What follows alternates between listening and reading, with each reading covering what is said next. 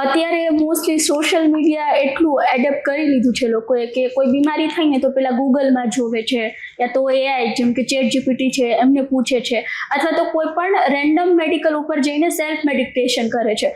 તો એ કેટલું ગંભીર સાબિત થઈ શકે છે. અને ગૂગલ કે એઆઈ નો ઉપયોગ કરો એ ડેફિનેટલી જો જરૂર કરતાં વધારે ઉપયોગ કરો તો એ ગંભીર પરિણામ લાવશે જ. ગૂગલ ને એઆઈને એક ગાઈડલાઇન્સ કે ગાઈડન્સ માટે ઉપયોગ કરવો જોઈએ લોકોએ, કે એમને કોઈ બીમારી થઈ તો થોડું પ્રાઇમરી ઇન્ફોર્મેશન એમાંથી મળે, જેથી ડૉક્ટર પાસે જાય તો એમને કઈ રીતે વાત કરવી, ડૉક્ટર શું કહેશે એના એક્સપેક્ટેશન તમે પહેલેથી મનમાં રાખો. પણ પ્યોર ગૂગલ ને એઆઈ પ્રમાણે સારવાર લેવાય નહીં. ગૂગલ તમને સામેથી પ્રશ્નો નથી પૂછવાના, ગૂગલ તમને તપાસવાનું નથી, એઆઈ તમને તપાસવાનું નથી. એ ફક્ત તમે જે પ્રોમ્પ્ટ આપો છો, ઇનપુટ આપો છો એ પ્રમાણે જવાબ આપે છે. જો તમારા પ્રોમ્પ્ટ ને ઇનપુટ ખોટા હશે તો જવાબ એ મિસગાઈડિંગ આવશે. એટલે એઆઈ પ્રમાણે સારવાર તો કરવાની જ નથી, ગૂગલ પ્રમાણે સારવાર ન કરાય. તમને પ્રાઇમરી માહિતી મળે જેથી તમે ડૉક્ટર સાથે વાત કરી શકો. બાકી જે ડૉક્ટરો બધું ભણીને તમને તપાસે, પોતે જોવે, અનુભવનો ઉપયોગ કરે, એ તમને સામા પ્રશ્નો પૂછે જેના ઉપરથી એ કન્ક્લુઝન લાવી શકે, એકેય વસ્તુ ગૂગલ કે એઆઈમાં મળવાની નથી. અત્યારે ગૂગલ ને એઆઈ ફોલો કરવાવાળા પેશન્ટ વધારે હેરાન થઈ છે, કારણ કે કોઈ બી ઇન્ફોર્મેશનવાળી હોય સોફ્ટવેર, એ તમને દરેક બીમારીની બધી જ ઇન્ફોર્મેશન આપશે. એમાં 0.5% કેસમાં જે બનતું હશે એ પણ એમાં મેન્શન કર્યું હોય.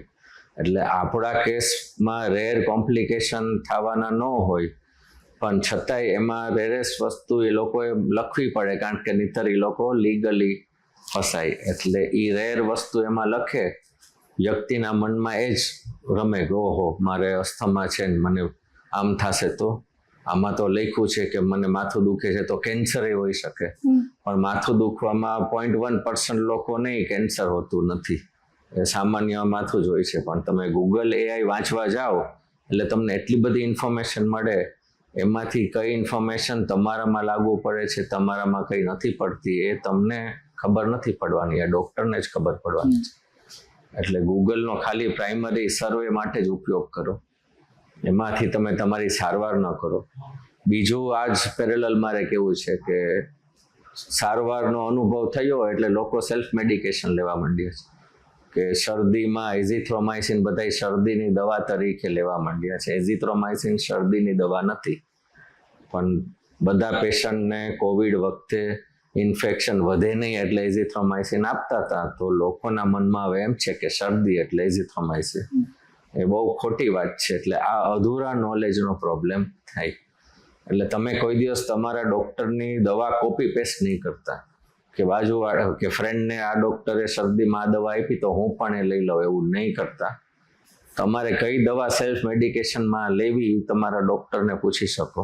જેમ કે પેરાસિટામોલ છે, લિવોસેટ્રિઝિન છે, એ કે એસિડિટીની પેન્ટોપ્રાઝોલ છે, એ તમે સેલ્ફ મેડિસિન 1-2 ટેબ્લેટ લઈ શકો, બાકીનું આગળ મેળે કરો માં.